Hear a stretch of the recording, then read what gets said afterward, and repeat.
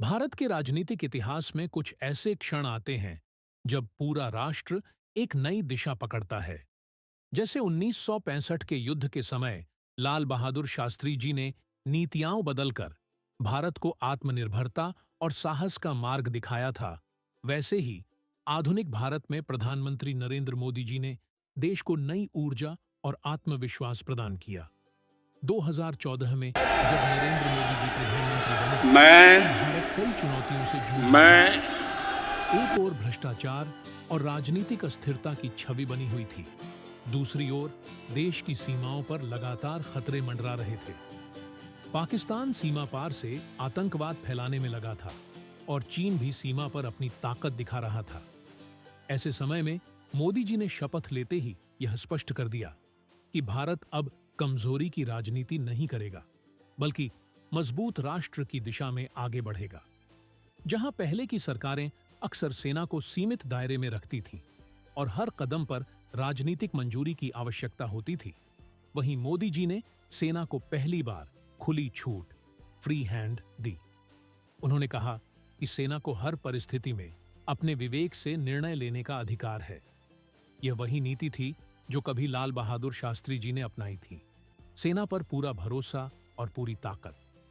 मोदी जी का मानना था कि अगर सैनिक सीमा पर खड़ा है तो उसे दिल्ली से आदेश का इंतजार नहीं करना चाहिए। उसके पास दुश्मन का जवाब देने की शक्ति होनी चाहिए। 2016 का उड़ी हमला भारत के लिए एक बड़ा झटका था।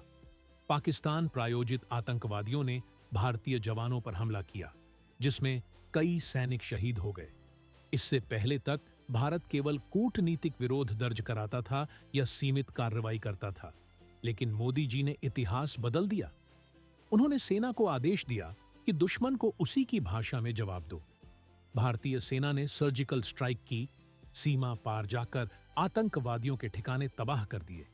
यह पहली बार था जब भारत ने खुलकर कहा कि अगर पाकिस्तान आतंकवाद फैलाएगा तो हम उसके घर में घुसकर मारेंगे। इस घटना ने न केवल पाकिस्तान को बल्कि पूरी दुनिया को संदेश दिया कि अब भारत नया भारत है। यह भारत शास्त्री जी के संकल्प का आधुनिक रूप था। मजबूत सेना, मजबूत नेतृत्व। 2019 में पुलवामा हमला हुआ। यह भारत के इतिहास का सबसे बड़ा आतंकी हमला था, जिसमें 40 से अधिक सीआरपीएफ जवान शहीद हो गए। पूरा देश गुस्से में था। सवाल यह था कि अब भारत क्या करेगा? मोदी जी ने एक बार फिर सेना को खुली छूट दी। भारतीय वायुसेना ने पाकिस्तान के बालाकोट में घुसकर एयर स्ट्राइक की और आतंकियों के ठिकाने नष्ट कर दिए। यह पहली बार था कि भारत ने आतंकवाद के खिलाफ सैन्य कार्रवाई इस स्तर पर की थी। पाकिस्तान को यह उम्मीद नहीं थी कि भारत इस तरह वायुसेना का प्रयोग करेगा, लेकिन मोदी जी ने साफ कहा, यह नया भारत है, यह घर में घुसकर मारेगा। इन सर्जिकल और एयर स्ट्राइक ने न केवल दुश्मन को सबक सिखाया, बल्कि भारतीय जनता का आत्मविश्वास भी बढ़ा। सैनिकों का मनोबल आसमान पर पहुंच गया। जनता को लगा कि उनका प्रधानमंत्री केवल भाषण देने वाला नेता नहीं है, बल्कि ठोस कार्रवाई करने वाला नेतृत्व है। यह वही भरोसा था जो 1965 में शास्त्री जी ने दिलाया था कि भारत अब किसी से डरने वाला देश नहीं है। मोदी जी ने यह भी समझा कि अगर भारत को वास्तव में मजबूत बनना है तो केवल बाहरी हथियारों पर निर्भर नहीं रह सकता। उन्होंने make in India in defence अभियान शुरू किया। भारत ने अपनी राइफलें, टैंक और मिसाइलें बनाना शुरू किया। रक्षा क्षेत्र में निजी कंपनियों और स्टार्टअप्स को भी प्रोत्साहित किया गया। आज भारत दुनिया को हथियार निर्यात करने की दिशा में बढ़ रहा है। यह भी शास्त्री जी के विचारों की ही आधुनिक व्याख्या थी। शास्त्री जी ने कहा था कि हमें आत्मनिर्भर होना होगा, और मोदी जी ने उसी को तकनीकी और औद्योगिक स्तर पर आगे बढ़ाया। मोदी जी की नीतियों का सबसे बड़ा असर यह हुआ कि दुनिया भर में भारत की छवि बदल गई। पहले भारत को केवल विकासशील देश के रूप में देखा जाता था, लेकिन अब इसे मजबूत और निर्णायक राष्ट्र के रूप में पहचाना जाने लगा। पाकिस्तान और चीन जैसे पड़ोसी भी समझ गए कि अब भारत को हल्के में नहीं लिया जा सकता। सर्जिकल स्ट्राइक और एयर स्ट्राइक के बाद भी भारत के सामने चुनौती खत्म नहीं हुई। सीमा पर तनाव जारी रहा, और आतंकवादी गतिविधियां रुकने का नाम नहीं ले रही थीं। ऐसे में भारतीय सेना को एक और बड़ा मिशन सौंपा गया, ऑपरेशन सिंदूर। मोदी जी ने सेना को पूरी छूट दी कि आतंकवादियों और उनके ठिकानों को नष्ट करने के लिए जो भी कदम उठाने हों, उठाए जाएं। यह पहली बार था जब सेना को न केवल रणनीतिक बल्कि सामरिक स्तर पर भी इतना व्यापक अधिकार दिया गया।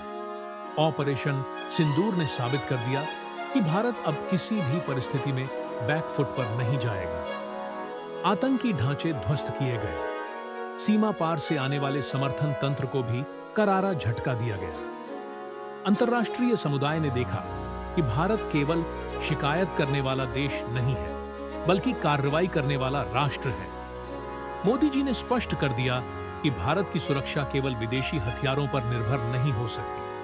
उन्होंने आत्मनिर्भर भारत अभियान के तहत डिफेंस सेक्टर को प्राथमिकता दी। तेजस लड़ाकू विमान अब भारत का गर्व, आकाश और अग्नि मिसाइलें, दुश्मन को जवाब देने की ताकत, ड्रोन्स और आर्टिफिशियल इंटेलिजेंस आधारित हथियार, भविष्य की लड़ाई की तैयारी। निजी और स्टार्टअप कंपनियों का सहयोग, पहली बार डिफेंस सेक्टर में निजी उद्योग को खुला अवसर दिया गया। आज भारत न केवल अपनी जरूरतें पूरी कर रहा है, बल्कि दुनिया को भी रक्षा उपकरण निर्यात कर रहा है। यह वही सपना था जिसे शास्त्री जी ने बोया था, और मोदी जी ने, जैसे शास्त्री जी ने जय जवान जय किसान का नारा दिया था, वैसे ही मोदी जी ने किसानों के लिए कई ऐतिहासिक कदम उठाए। प्रधानमंत्री फसल बीमा योजना, किसान सम्मान निधि, जैविक खेती और तकनीकी खेती को बढ़ावा। मोदी जी ने किसानों से साफ कहा कि भारत का किसान ही भारत की आत्मा है। अमेरिका के दबाव के बावजूद मोदी जी ने स्पष्ट किया कि विदेशी कृषि उत्पाद भारतीय बाजार को नुकसान नहीं पहुंचा सकते। हाल ही में अमेरिका ने भारत पर कई टैरिफ लगाए।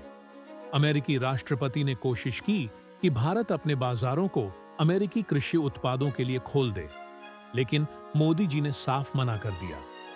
उन्होंने कहा कि भारतीय किसानों की मेहनत से उगे अनाज को हम विदेशी दबाव में कुचलने नहीं देंगे। अमेरिका चाहता है कि उसका सस्ता गेहूं और मक्का भारत में बिके, लेकिन मोदी जी ने किसानों के हितों की रक्षा की। यह वही दृढ़ता थी जो शास्त्री जी ने दिखाई थी जब उन्होंने अमेरिका का लाल गेहूं लेने से इनकार किया था। मोदी जी का कहना है, हम किसी भी कीमत पर अपने किसानों को नुकसान नहीं पहुंचने देंगे। भारत का खेत ही भारत का भविष्य है। मोदी जी की नीतियों का असर यह हुआ कि आज भारत को वैश्विक मंच पर अलग पहचान मिली है। अमेरिका और यूरोप भी भारत की ताकत को मानने लगे हैं। रूस और मध्य पूर्व के देश भारत को रणनीतिक सहयोगी मानते हैं। अफ्रीका और एशिया के कई देशों के लिए भारत नेतृत्व का प्रतीक बन गया है। यह वही आत्मविश्वास है जो कभी शास्त्री जी ने देश को दिलाया था। मोदी जी ने उसे 21वीं सदी की वैश्विक राजनीति में और भी मजबूत रूप दिया। अगर आपको यह कहानी पसंद आई हो तो इसे ज्यादा से ज्यादा लोगों तक शेयर कीजिए और हमें कमेंट में जरूर बताइए, इन दोनों महान नेताओं में से आपका प्रिय नेता कौन है? क्या वो शास्त्री जी हैं जिन्होंने पाकिस्तान को हराया था, या फिर मोदी जी हैं जिन्होंने आतंकवाद को घर में घुसकर जवाब दिया?